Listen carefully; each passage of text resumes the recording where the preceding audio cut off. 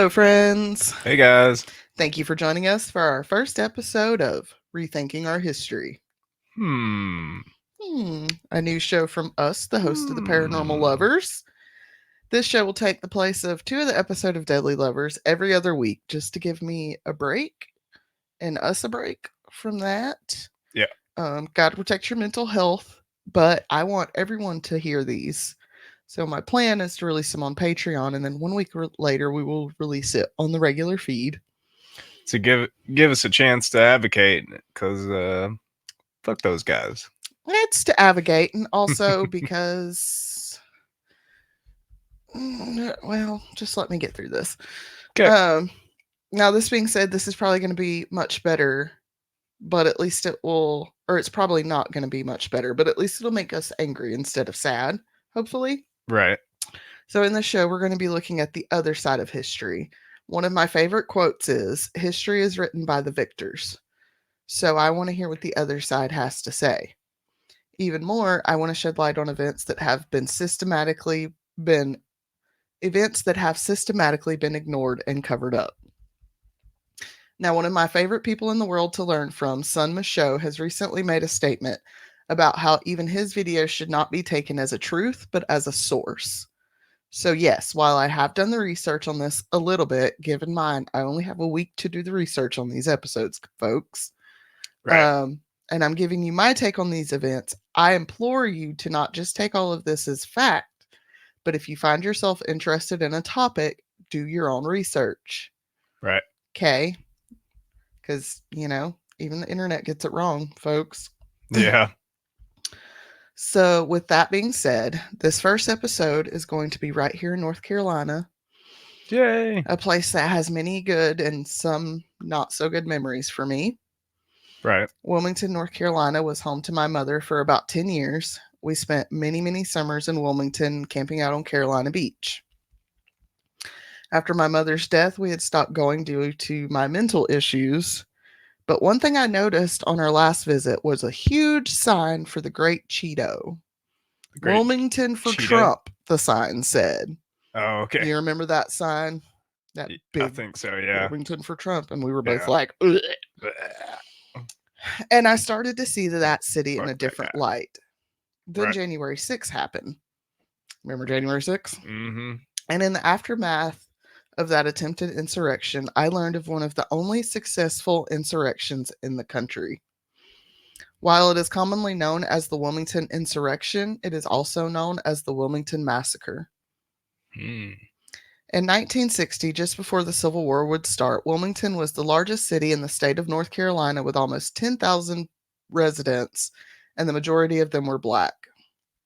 They were a mix of freemen and enslaved people, and many of them worked at the port as servants and artisans.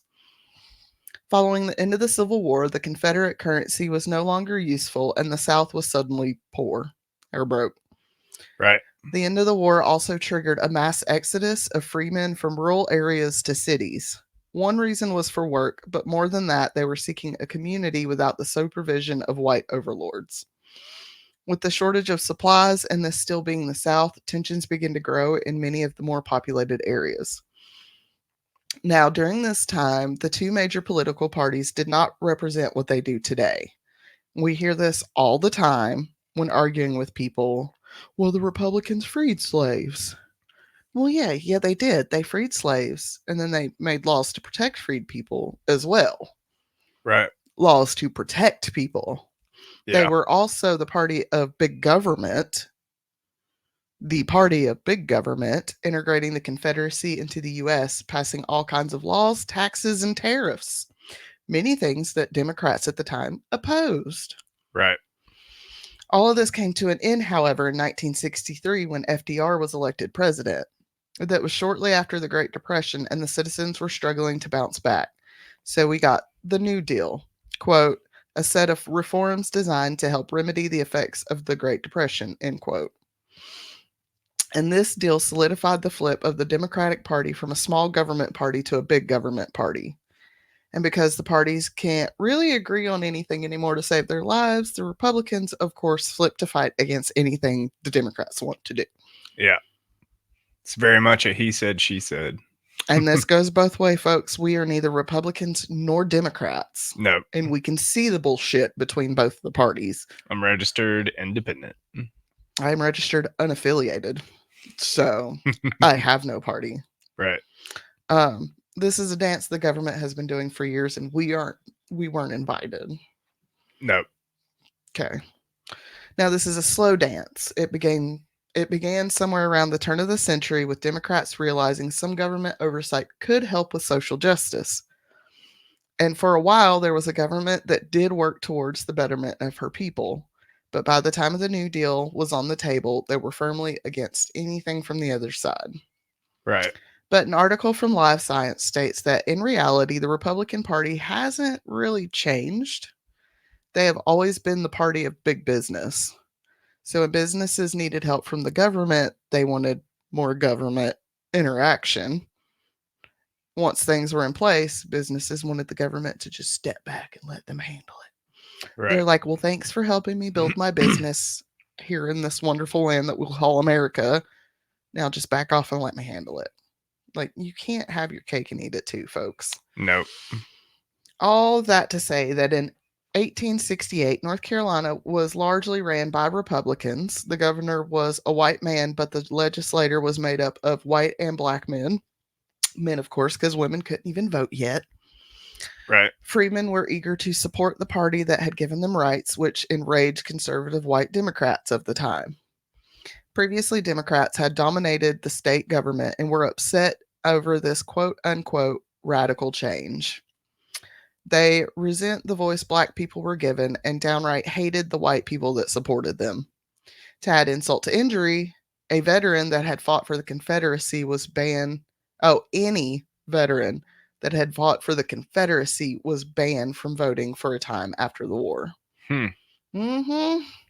They said, "Oh, you gonna vote? You gonna fight for those guys?" Nar. Right. And I'm gonna pause real quick to throw in a quick trigger warning.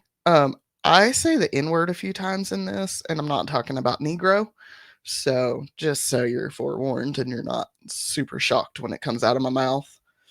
I bet that was the time where they decided that it was if somebody participated in an insurrection that they were not qualified to run as a party member I don't know. or I in doubt government. Because I think that was in like the Constitution or whatever. When was the Constitution? Fuck if I know. I don't either. Not right off the top of my head, anyways. Mm-mm. Have to Google. I know when the Declaration of Independence was signed. That's about it. Right. These veterans were some of the first members of the Ku Klux Klan. Mm. While on the outside, they were an organization to help veterans and their families under the cover of darkness, robed in white robes. They worked to terrorize freemen from voting.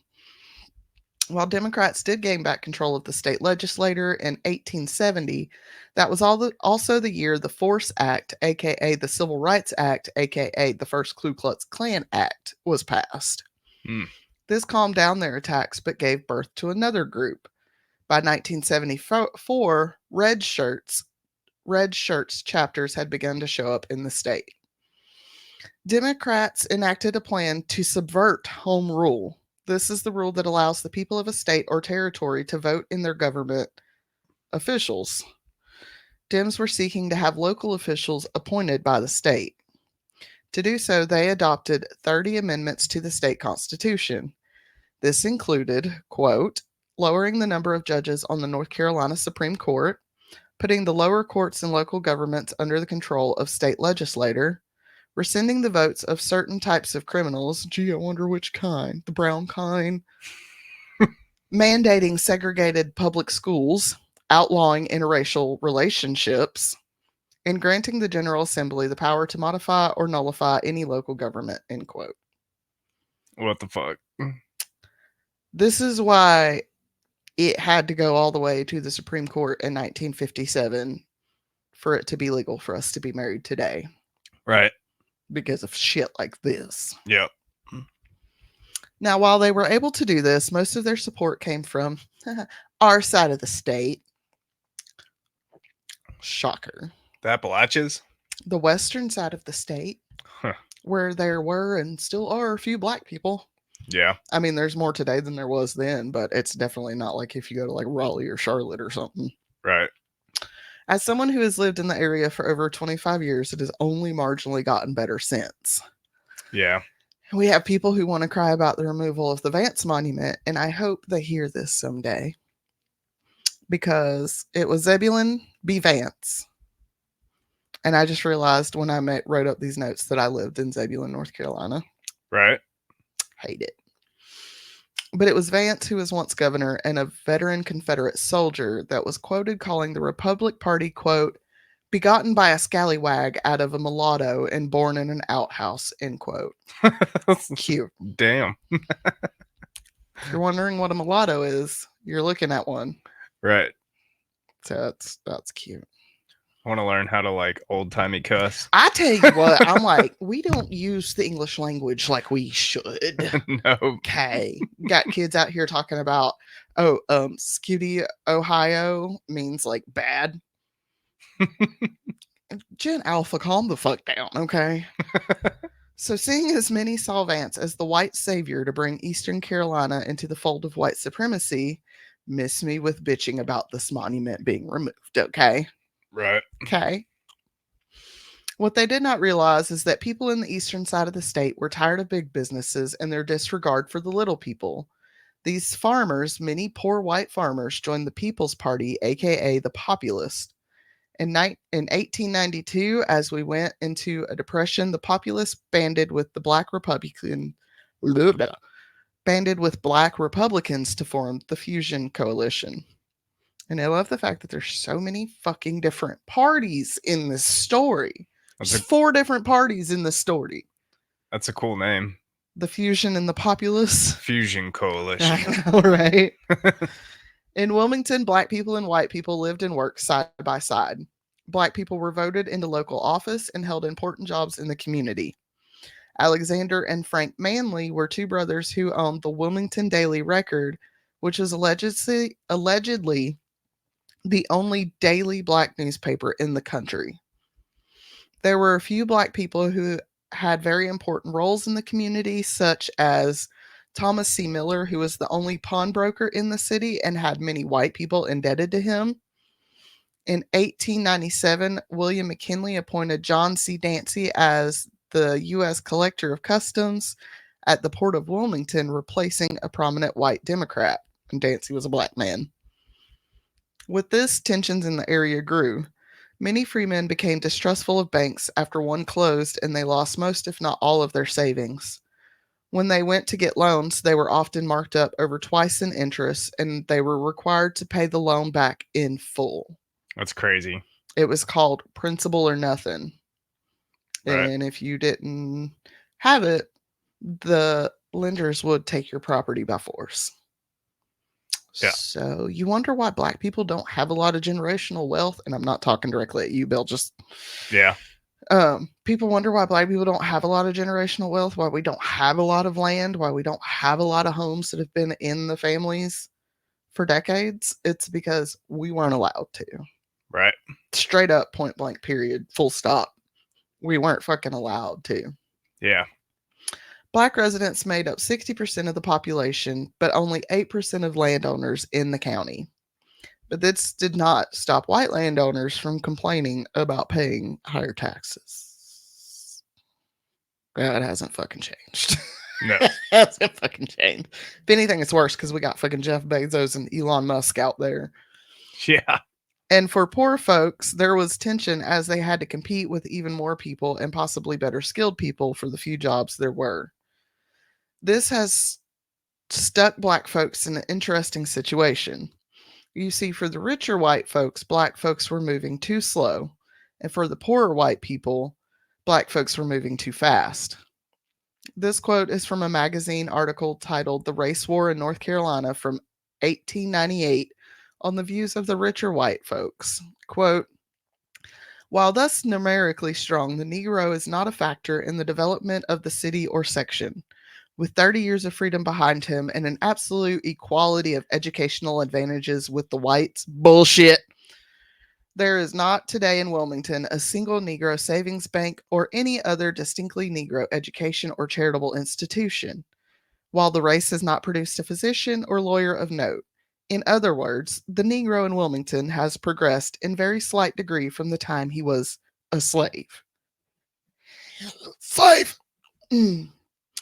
His condition can be summed up in a line. Of the taxes in the city of Wilmington and the county of New Hanover, the whites pay 96 2/3%, while Negroes pay the remainder 3 1/3%. The Negro in North Carolina, as these figures show, is thriftless, improvident, does not accumulate money, and is not accounted as a desirable citizen. End quote. What the Thoughts? hell? Just what the hell? What the fuck? Oh, we got to fuck. He got to fuck. He said to fuck. Yeah, I was like, It's like they don't count as people. because you won't Like, let them buy any fucking land. What? You're Yeah. complaining because they only paid 2 or 3 1/3% of the taxes in the county, and yet, but when they go to the bank, you're trying to charge them 15% interest on a loan versus 7.5 for a white person. Yeah, they ain't gonna want a loan like that. And this is why black folks, in as a whole, honestly, in general, do not trust banking establishments in this day and age. Yeah, for sure. Because they can't be trusted. And Yeah. what's funny is I had seen oh god, this was years ago. I don't know if I'll ever be able to find it, but it was like this thing where they did a test where they had black people and white people going in to get a loan, exact same loan across the board, exact same application across the board, and yet black people were charged like an absorbent amount more of interest. And this was back maybe in like 2007, 2010. Right. So it hasn't stopped. Yeah. Like, it hasn't stopped. That's crazy. Now let's remember that what was going on with people. I don't know. This is why I'm like getting a new therapist, because Yeah. bitch, I can't. Now let us remember what was going on in the dark. This was a time when it became common for posses of whites to go out and burn the homes and businesses of black people. And this is not something you are likely to find reported upon in newspapers anywhere. If you were one of these newly freed people, you didn't go running to the cops when this happened. For one, the cops were probably a part of the posse. And even if they weren't in the posse, they just didn't care. They Yeah. literally did not fucking care. Right. So black folks would either clean up their property and fix it without much fuss. Must have been an oil fire type of thing, you know? Sure. Damn shame that lantern got knocked over last night. Damn shame. God dang. Or they left. And that's, this is, oh, yeah. And I got pissed. Same thing popped up in my head, in my notes, obviously. See, people got brown folks twisted. They want to see us as angry and violent, when in reality, from the first tribes of Nigeria to the indigenous people of the Americas, brown folks have always been kind, hospitable, and peaceful people. Yeah. Okay? We weren't enslaved and driven from our land because we were nice to the colonizers. And of course, those who weren't nice were murdered. So take that as you will, but I know when I see riots and assaults and anger from these communities today, I know it's been a long fucking time coming. Yeah. Okay? Long fucking time coming. Yeah. But this is a small window of time where black folks thrived and communities came together to live in harmony. In the elections of 1894 and 96, this kept growing with the election of fusion. I feel like those dates are wrong. This is why y'all need to go do your own research, because I'm pretty sure those dates are wrong. No, they're not. Hang on, y'all. It's been a long week. School starts in 3 days. They are the right dates. In the elections of 1894 and 96, this kept growing with the election of fusion candidates to every state office. With this, they began dismantling all of the bullshit policies the Dems had put in place, starting with giving election of appointed positions back to the people. In Wilmington, the Big Four held most of the political power. These fusion candidates included Mayor Dr. Salis Wright, New Hanover Sheriff George French, the Postmaster, I think it's W.H. Chadbourne, and Businessman Flayful. I don't know how to say that. W. Foster's. The Big Four worked with The Ring, a group of patrons about 2,100 strong. These were business people and influential families, both white and black. To say that Democrats were upset would be an understatement. They had probably owned some of these black folks back in the day, and now they were holding positions of power, and the Dems' control was slipping. Now, think about that for a second, okay? The fact that this was a time where someone could grow up enslaved on a plantation, end up being freed, and then get elected into a position of government. Right. And then these white people have to sit there and watch these people that they once owned, probably treated like shit, then go on to become free and get in positions of power Right. above them. Sure. Oh, they were so pissed. They were so pissed. And I love it. Now, does does Woodfin and Merriman have a story too? I don't know, maybe. Because, like, I pulled up a picture of the Vance Monument or whatever, and below it, there's a picture of a guy named Woodfin and Merriman beside Vance. I don't know. It's kind of wild. These are names of places in North Asheville, Carolina. North Carolina, where we live, and Yeah. It's wild. I don't know. I am going to do an Wonder- episode on Vance. I'm wondering where the names came from, and I think I just figured it out. Yeah. Yeah, I mean, if you think about it, most places are named after somebody. Right. Well, I won't say most places, but a lot of places are named after people. I wonder if they were shitbags like Vance was. I don't know. I'm going to do a whole episode on Vance. Y'all get ready for that one because I thought he was bad, but I didn't know he was that bad. Yeah. Okay. Where was I at? They knew that the fusionists were running on a platform aimed at free coinage, dealing with the railroad bond scandal and debt relief, which was affecting most of the state. So they had to come up with a counter platform. In 1897, there was a group of disgruntled white men: Hugh McRae, J. Allen Taylor, Hardly L. Fennell, W. A. Johnson, L. B. Sasser, William Gilchrist, P.B. Mannings, E.S. Lothrop, and Walter Parsley, dubbed the Secret Nine. And I say these names, I say some of these people's names because I kind of want people to know their names so they realize, like, if there's lore and legend about them being wonderful people out there. And they're not. They're shitballs. Who came together to attempt to, quote unquote, take back the government from what they called the, quote unquote, Negro rule. Shitballs. At the same time, New Democratic State Party Chairman Fernfold. I tell you what, I wrote these names out and I didn't, Fernfold. Furnifold. All right. Fernyfold. Fernyfold. Fernyfold. Oh, Fernyfold. Fernyfold Simmons. God, I hope it wasn't an ancestor of Richard Simmons. Had to come up with the new platform for the party. An idea was born while reading an article in the Caucasian that stated, and this is your first quote trigger for the N word. An idea was born while reading an article in the newspaper, the Caucasian, that stated, quote, "There is but one chance and but one hope for the railroads to capture the net legislator, and that is for the nigger to be made an issue," end quote.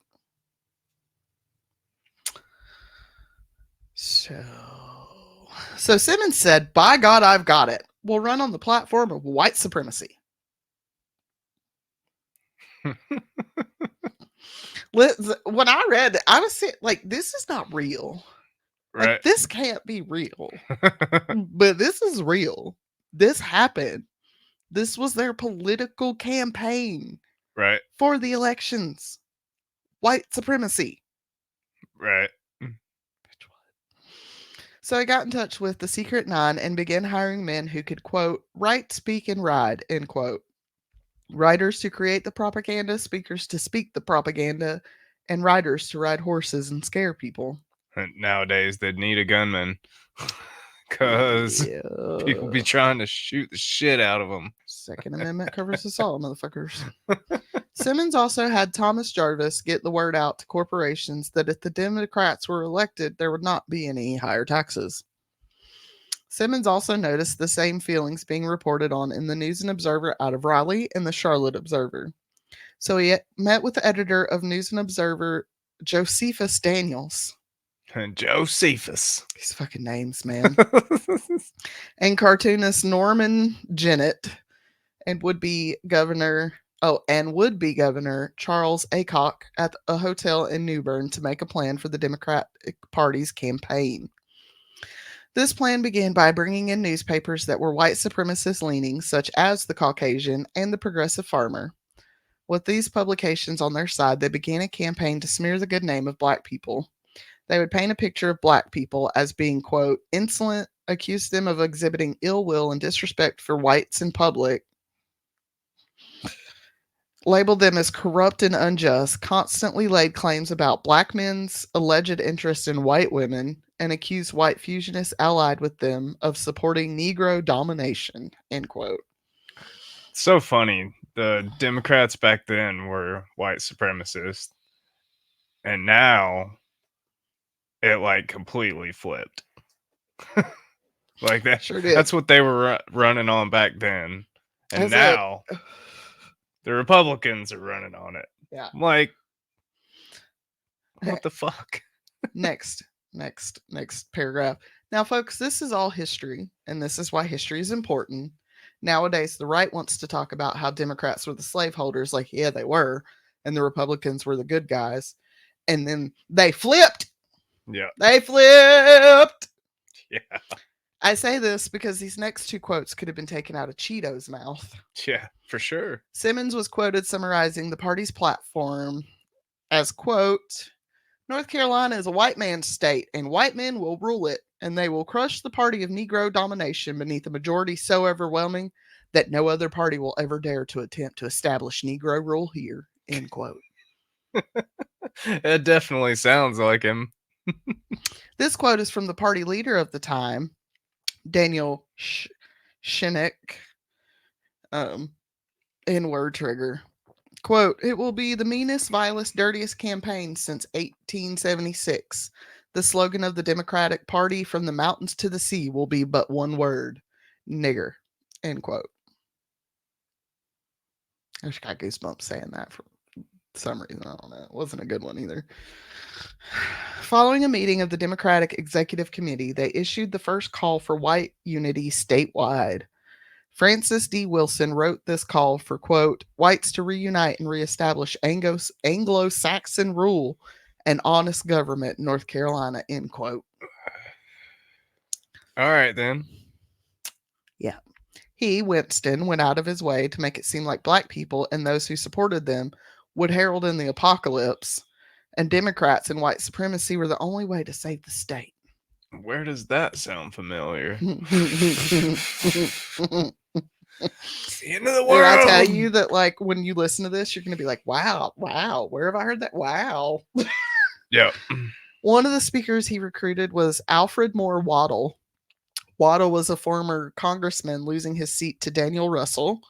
Waddle was a talented speaker and embodied the picture of a good white North Carolinian who had been unseated by, quote unquote, the Negro agenda. The Negro agenda. Like, does that sound familiar? Like it was a plot to destroy him or something. Does that sound familiar? Yeah. The alphabet agenda. Mm-hmm. Waddle and others would take to the polls to hand out literature that depicted black people in a terrifying light. And, like, literally pictures. The cartoons that they drew. My ancestors are raging. Is it, like, posted on Truth Social? Like... I don't know. I found it on Wikipedia. It is Google Wilmington Massacre. Look on. I even like clicked on it because it like there's like little snippets underneath it that you can read, and I'm just like, wow. Yeah. As the elections of 1898 grew closer, certain Democrats founded white supremacist clubs as part of the White Government Union. And these clubs were not voluntary. According to Wilmington alderman Benjamin F. Keith stated, quote, "Many good people were marched for their homes, taken to headquarters and told to sign. Those that did not were notified that they must leave the city, as there was plenty of rope in the city." End quote. Jesus. This is when lynching was like Yeah. legit. And like this wasn't that long ago. I know it sounds long ago to say like 1894, Yeah. but like Nana's mom was alive. Yeah. My great grandparents were alive. Yeah. Like it was not that long ago. No.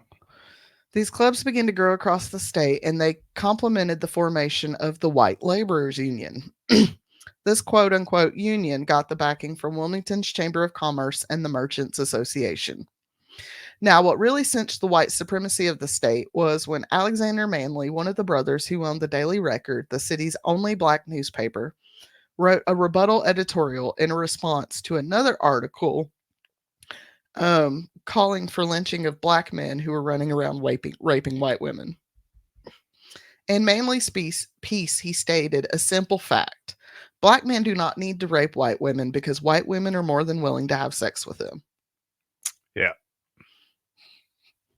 And like still to this day, it's a fact. Yeah. Like y'all mad because black men are out here fucking you white women. Well, I hate to tell you, the white women want the big black cocks. Sorry. They better be glad I wasn't around back then. You'd have been dead. They'd have I they'd have probably swung your would have ass been from dead. a tree. Because I would have been cutting ropes. Mm-hmm. As you can imagine, this pissed white people off, aka white men, because like yeah, women were all like, "Oh no, I'd never," while in the back of their mind they're like, "I mean, I'd hit it." Mm-hmm. Like once, I'd try it. I'd try it. Right. Also, remember, women were second-class citizens at this time. Yeah. Also, they couldn't vote neither. That's not to say that there were not women who did not lean into this shit, because pretty much any black man that has ever been dragged out of his home in the middle of the night, beaten and swung from a tree, was because of a white woman. Pretty much, yeah. Every single one. Emmett Till, Oscarville, every single one was because of a white woman. Yeah. And so when you see people like talking about white woman tears, that's what it's from. Yeah. This is not to say there are not women who leaned into this shit. One in particular, Rebecca Lemire Felton, who traveled across the country making speeches, claiming the greatest threat to farmers' wives was the quote unquote black rapist. She would use this to call out white men for not protecting their women and called for them to become vigilantes. Racist. I'm just looking because I didn't put like an N-word trigger on each one that has the N-word in it, so I'm just making sure. Quote, "When there is not enough religion in the pulpit to organize a crusade against a sin, nor justice in the courthouse to promptly punish crime, nor manhood enough in the nation to put a sheltering arm about innocence and virtue, if it needs lynching to protect a woman's dearest possession from the ravening human beasts, then I say lynch 1,000 times a week if necessary," end quote. One, a woman's virginity is a social construct and it's bullshit. Okay. So if that's your dearest possession, I'm sorry. I'm sorry. While Manley stood by his peace, many black people in the community were concerned about possible backlash, but really it was already too late. White people were pissed and the Democrats ran with that shit. They twisted it to seem like black men were out seeking white women to rape and or seduce. After his peace, Manley's business was hit hard when all of the white advertisers withdrew their ads from his paper. It was believed that it was the article that set off what would end up happening. In Fayetteville, North Carolina, on October 20th, 1989, the Democrats held a huge rally. During the rally, the red shirts were introduced to the world by marching out escorting 22 white women. All I can imagine is this large group of white men in red shirts surrounding a group of 22 white women, probably in white dresses. Wait, we're talking about Democrats? Yeah. It's giving like purity ball pedo culture. Yeah. And yeah, I put purity ball and pedo culture in the same sentence because it is. Yeah. If you're worried about your daughter's vagina, you got issues. For South sure. Carolina Senator Ben Tillman spoke and called for men to kill Manly. Like, not an exaggeration. He bragged that if Manly had lived in South Carolina when he wrote that article, he would be dead. He also advocated for a shotgun policy when it came to dealing with black people. Hmm. So, yeah, I don't like South Carolina either. Right. I didn't like it after that one time we decided to go fishing down there that one day, and there was that big ass Confederate battle flag Yeah. flying on the side of the road, and I was just like, oh. Yeah. Fuck the rebel flag. It's not even the fucking Confederate flag either. It's the Confederate battle flag. The Yeah. Confederate flag has stripes, red and blue stripes, and it has a circle of 13 white stars or has red and white stripes with a blue square with 13 white stars in a circle. That was that was going to be the thing that I enjoyed this week on the uh Paranormal Lovers. What? Listening to ICP talk about they made a so they had a You gonna thing. tell me about it now instead on the Paranormal Lovers? Well, I could tell it on both, right? That's true because this is getting released too. Yeah, Right, because this is like Patreon, right? So Patreon and the other one, yeah.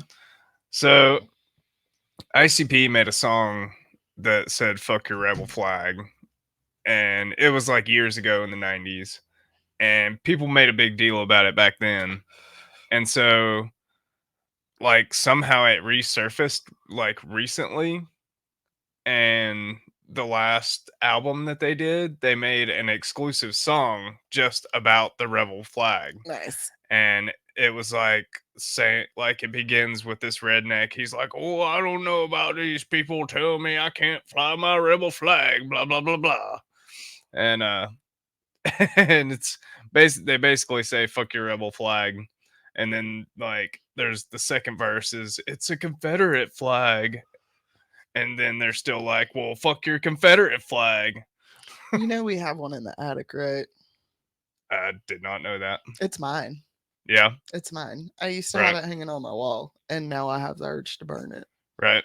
right in front of our neighbor. Yeah.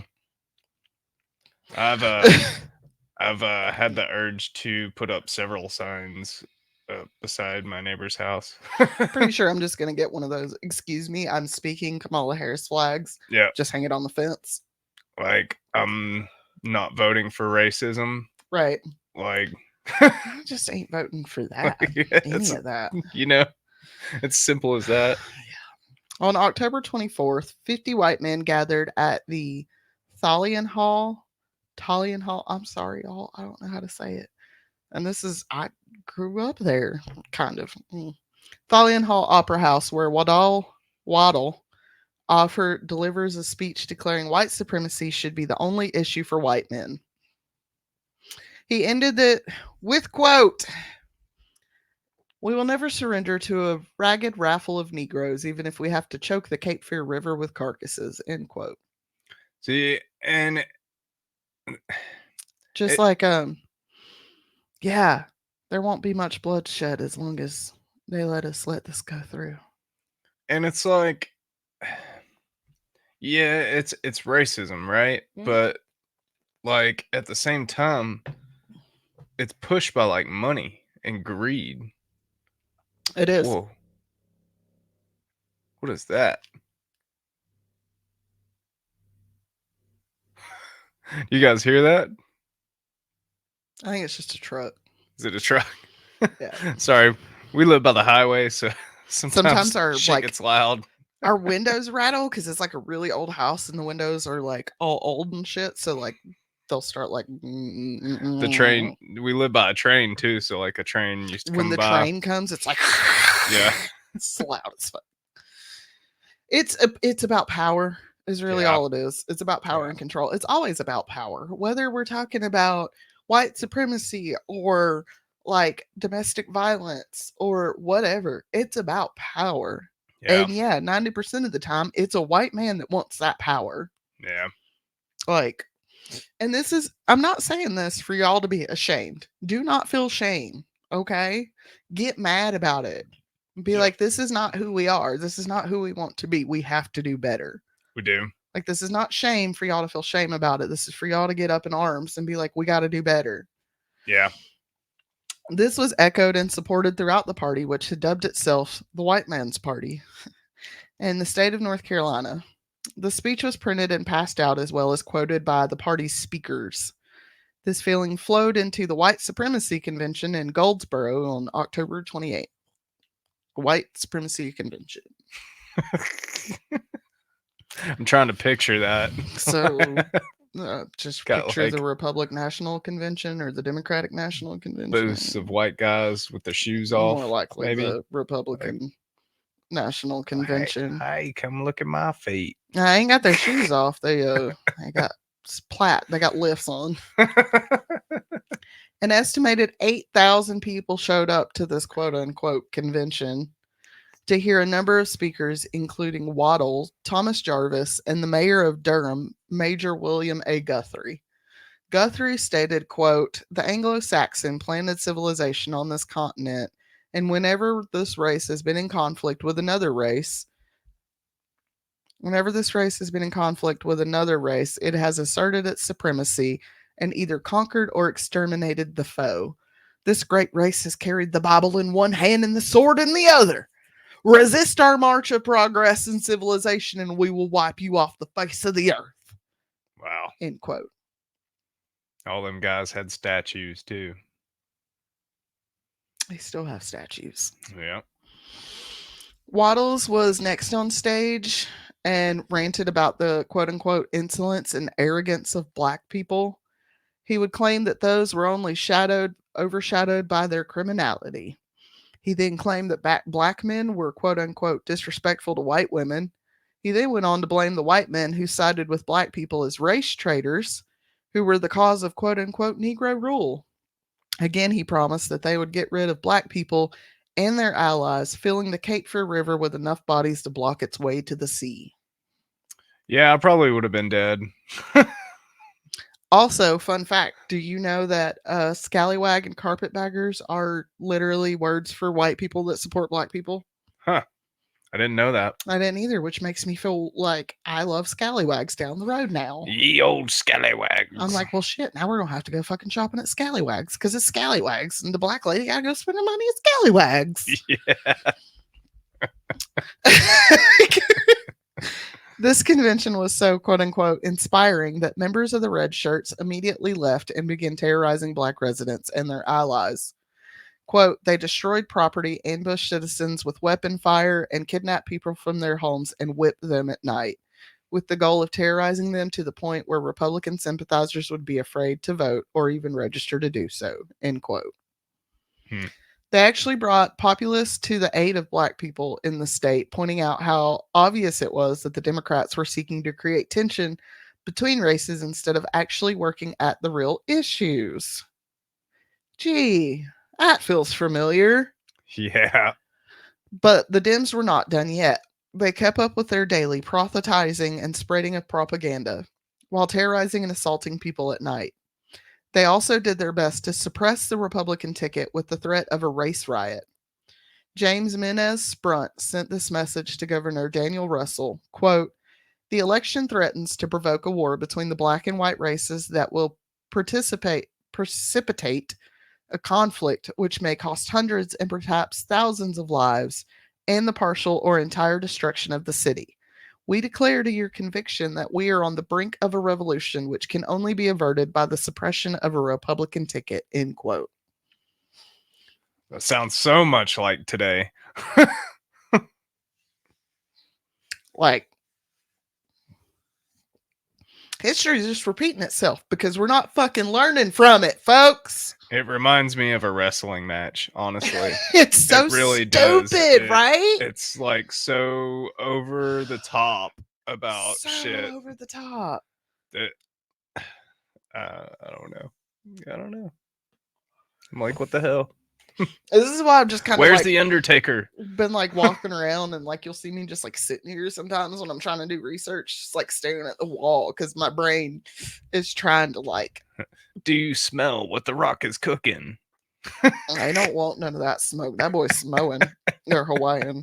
I don't know. He beautiful though. Dear God, if I have to hear one more time about how Unspeakable loses his shit when he sees The Rock, Yeah. that girl, I'm pretty sure she has a crush on him. Yeah. She's like, I just think he's funny. And I'm like, Yeah. She goes, Unspeakable, you so crazy. I think she wants to be a YouTuber when she grows up. Yeah, we'll work on it. Right. While wealthier white people in the city outwardly looked down on the red shirts for their rough behavior, they had no problem employing them to hold marches and rallies in the city. November 1st, 1898, Mike Dowling led a parade of 1,000 men on horses through the black neighborhoods of Wilmington. This included the Red Shirts, the New Hanover County Horsemen, and 4 members of the disbanded Rough Riders, which we will probably also do an episode on because the next day, Dowling held a white man's rally where they marched through black neighborhoods, firing into houses and a school. They ended this quote unquote march at a park where they were given a picnic. And almost every day until the election, these events were held. The men were given food and free alcohol, and when night fell, they would get wild. Outside of this, there were quote unquote white citizen patrols with white handkerchiefs tied to their arms, terrorizing and attacking any black residents they came across. Hmm. It sounds like a fucking horror movie. It does. Like, it sounds like a fucking horror movie. Yeah. Like, I ain't gonna lie. Like, the trucks around here, I'll hear them at night and they sound so close to the house, and I have really bad intrusive thoughts of like people burning crosses and shit in our yard. Gives you anxiety, huh? It's a fucking nightmare, is Yeah. what it is. And like, I struggled with my identity for a long time. So I didn't have this anxiety about being black literally until like maybe 10 years ago. Yeah. Like, and I don't know how to deal with it.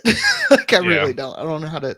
I haven't had that anxiety about being black that other black people have carried their whole lives because I am a mixed woman. And although I still identify as a mixed woman, I also identify as a black woman because I understand the world sees me as a black woman. I didn't start to understand it until I married you. And that's the reality of it. You're not going to understand it unless you live with it. Yeah. Period. To say tensions were rising is an understatement.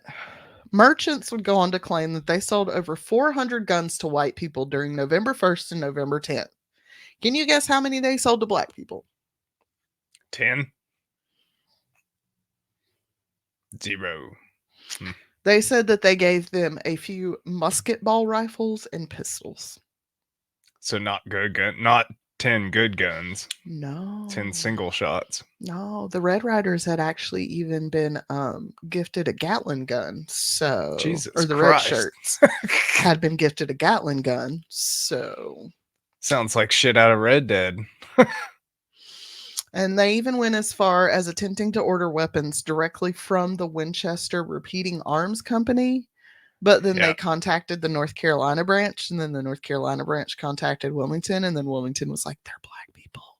And the North Carolina branch went, oh, no, you can't have these guns.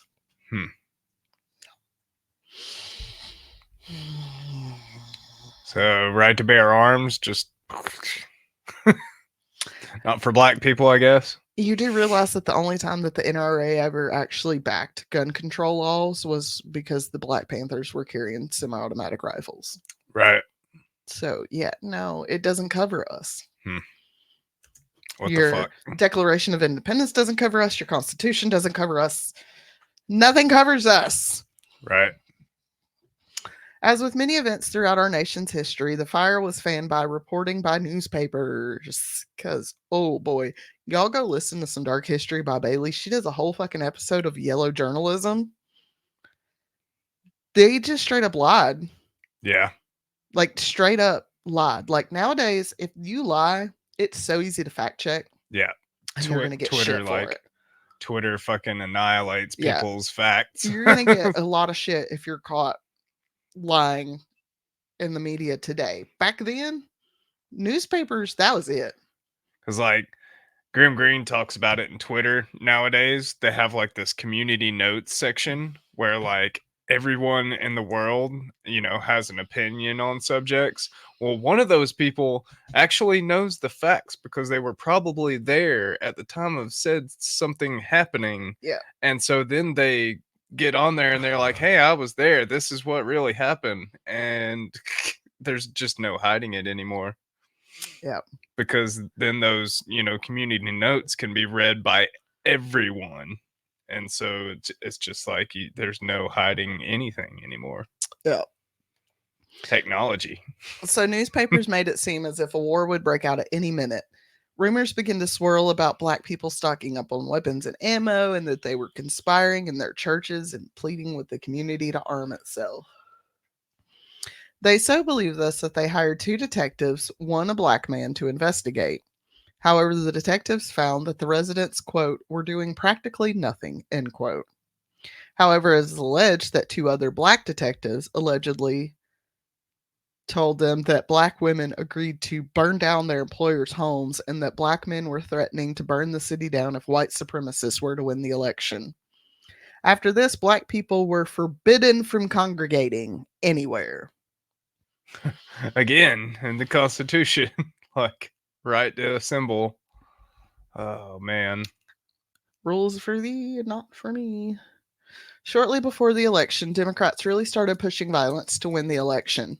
The red shirts were told the Democrats wanted to win, quote, at all hazards and by any means necessary, even if they had to shoot every Negro in the city, end quote.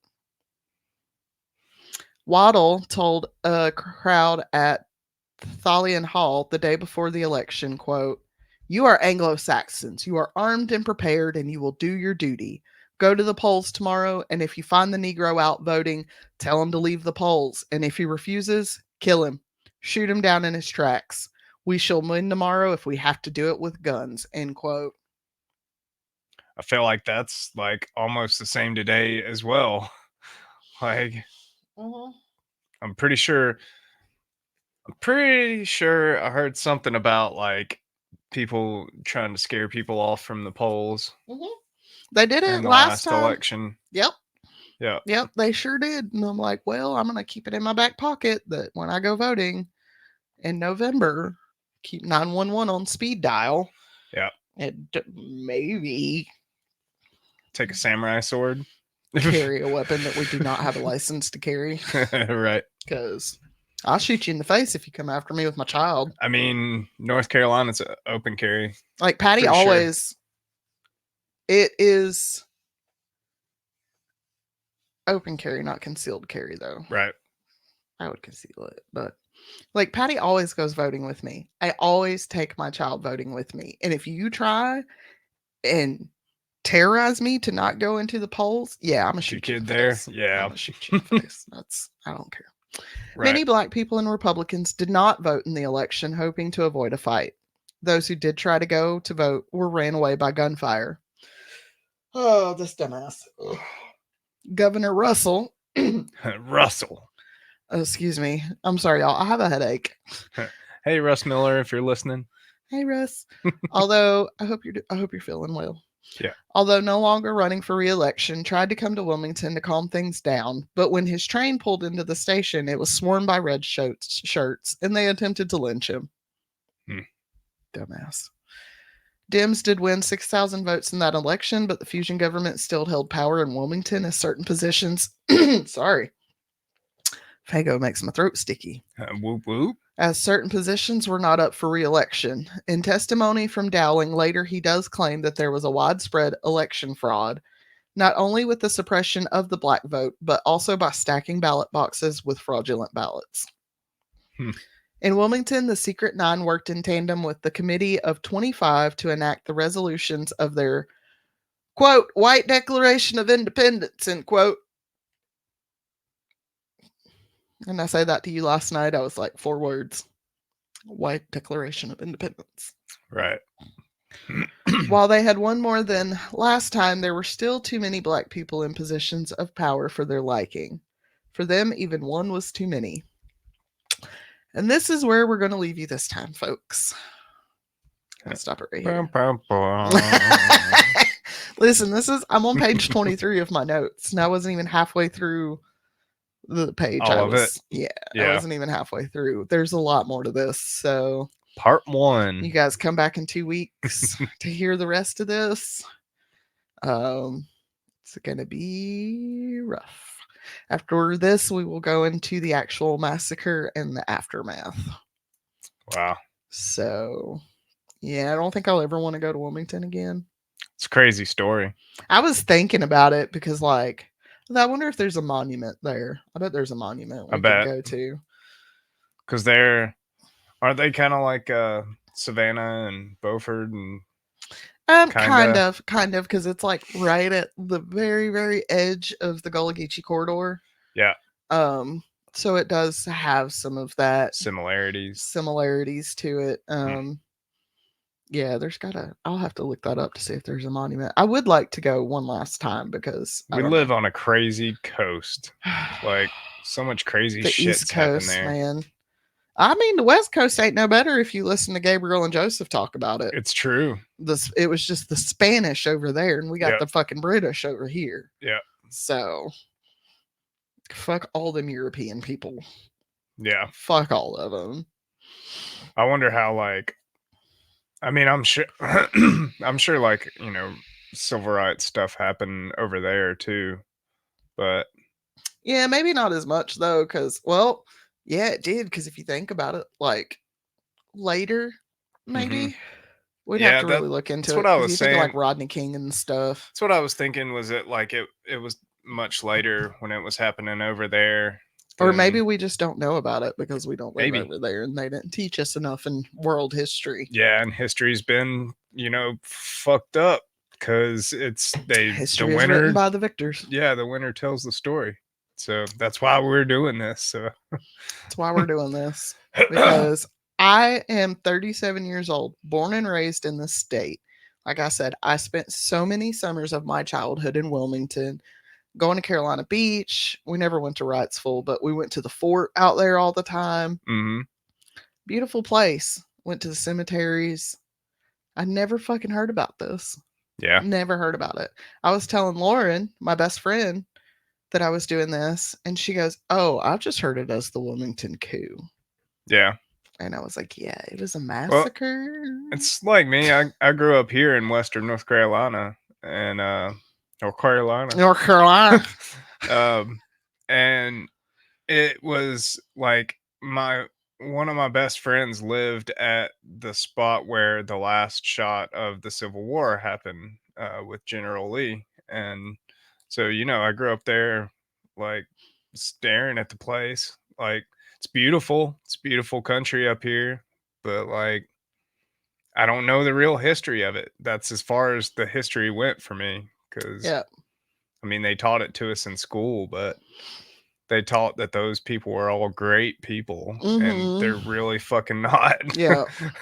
Yeah. Oh, the Confederacy. The poor Confederacy. Bitch, my child's older than your Confederacy. Okay, shut up. So it lasted 4 years. Why are we still holding on to something that lasted for 4 years? I kind of want to know who the good people were. Exactly. I just want to know both sides of the story. Right. There's 3 sides to a story. One person's side, the other person's side, and the truth. Yep. Yeah. And I'm sure that there's people that talk about this stuff too, and they exaggerate it on the other side. Sure. But in reality, whether you're talking about one person or 500 people, does it really matter? You know what I mean? Yeah. None of it's great. Yeah. None of it's great. But yeah, that is our first episode of Rethinking Our History. I hope you guys found that interesting.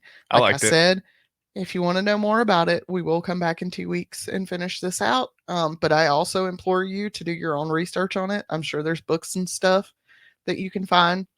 Yeah. I would say that I'll find some links and post them below in the show notes, but Google it. I'm still waiting on my results for my ADHD assessment. So y'all bear with me. Yeah. All right, guys. We appreciate you joining us, and we will see you guys next week. Love you guys. Bye. Bye.